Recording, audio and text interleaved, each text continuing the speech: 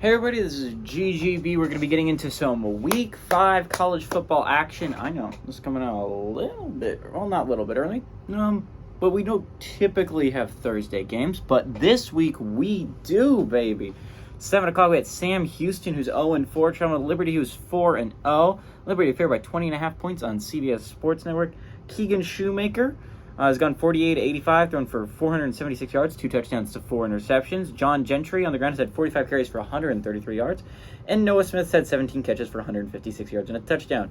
Caden Salter has gone 53-92, thrown for 919 yards through 4 games, thrown 11 touchdowns to 1 interception. Quentin Cooley has had 53 carries for 323 yards. And Treon Sibley has had 12 catches for 288 yards and 2 touchdowns. Liberty's come out of a bye, so a lot of people aren't going to be talking about Liberty a whole bunch, but Liberty's a super underrated football team, right? Like, there's 5, I believe, group of 5 teams left undefeated. You got 2 in the Sun Belt, in Marshall and James Madison, right? And then you've got 2 in the Mountain West, in Fresno State and Air Force, and then Liberty's kind of the one that slips under the radar, because they're not part of the, like, think in a group of 5, right, conferences. A lot of people think of Mountain West, because, again, you got Fresno State out there, you got Boise State out there, who was successful for so many years, and there's a lot of competent football teams in the Mountain West, a lot of good football teams in the Mountain West, no problem with that, right? And when you're thinking about other group of 5 conferences, obviously, Sun Belt's going to come up, because the Sun Belt over the past couple of years has been one of the better group of 5 conferences, right? Known as the Fun Belt. They pulled off a whole bunch of upsets last year. Not as many upsets this year, but they still have Appalachian State. They still have Troy. They still have South Alabama. There's a lot of really good football teams in the Sun Belt. And then you go, and you're going to go to, I guess you could also make the argument for the Americans also has been the number 1 group of 5 conference for the last couple of years. Now, how long is that going to stay now that Cincinnati and UCF are gone? I don't know, but Memphis is playing good football. Tulane is playing good football. There's a lot of good football being played in that conference as well. And then the MAC's a lot forgotten about, but Conference USA is a conference a lot of people forget about, mainly because outside of Western Kentucky, there's not a team there that has had prolonged success of being a good group of 5 football team.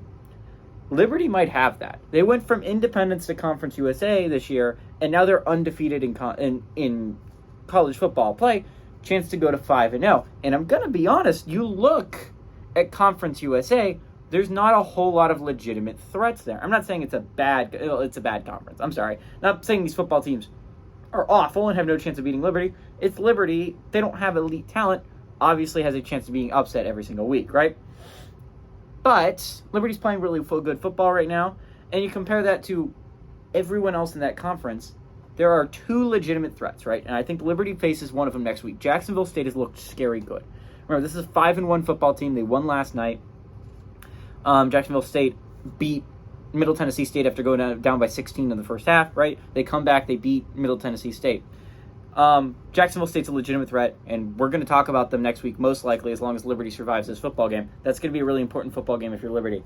Sam Houston, and then the other threat, in my opinion, is Western Kentucky, right? Western Kentucky's a scary team just because of how many points they can put up offensively. Even if their defense is not the greatest, their offense is just so good that it's going to be scary good.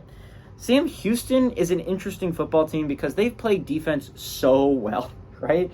They were such a good defensive team through 3 games. I'd like to point out, they were in 2 of those 3 games, right? They lost 13-3 to Air Force, and they lost 14-0 to BYU. Both really good football teams, both solid football teams.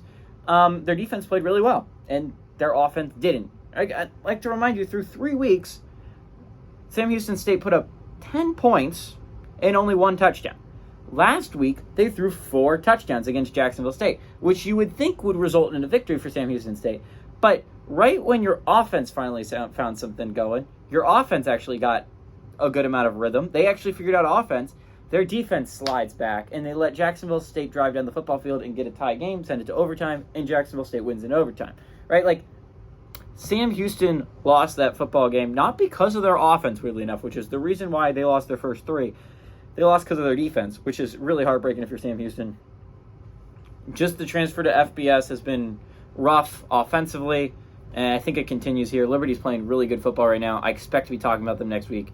They're going to be one of the group of 5 teams that are still standing undefeated come next week. Give me Liberty to win and cover at home.